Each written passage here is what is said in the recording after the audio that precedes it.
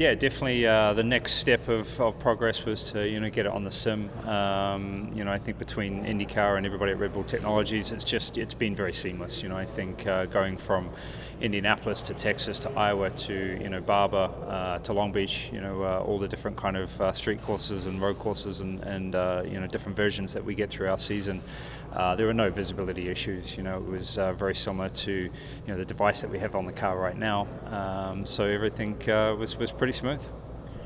Very confident. I think every step of the process has been done very well. It's not kind of throwing things and seeing what sticks. I think most of it has been proven previously, and getting to this portion, even on the simulator, I think covers a lot of the bases that we'll see to when we get to the real world. Maybe in 30 or 60 days with the first generation. So you got to go through these steps just to make sure there's not something silly that we may have forgotten or can change in the design process. So it's been very good, from the initial part to seeing the drawings to having the hard piece right now, and then to being on track, in a few weeks. I think it's gone very good.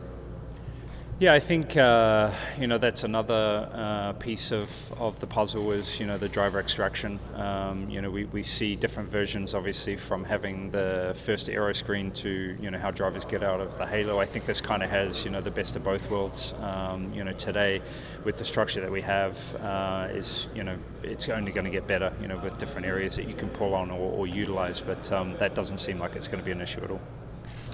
Yeah, I think the technology game moves very quickly in our sport, and I think IndyCar has always been at the forefront of moving the safety additions forward too, and not to rush. I think is definitely the key. I think there's been other things applied, I think, in our sport, but I think this will be the best of both worlds. So very happy to try and help and try and push this forward and be one of the drivers that can maybe help define the areas that may be tricky. But honestly, it's been very well done from the get-go, and the thought process has been well covered in many different areas. So it's been pretty easy.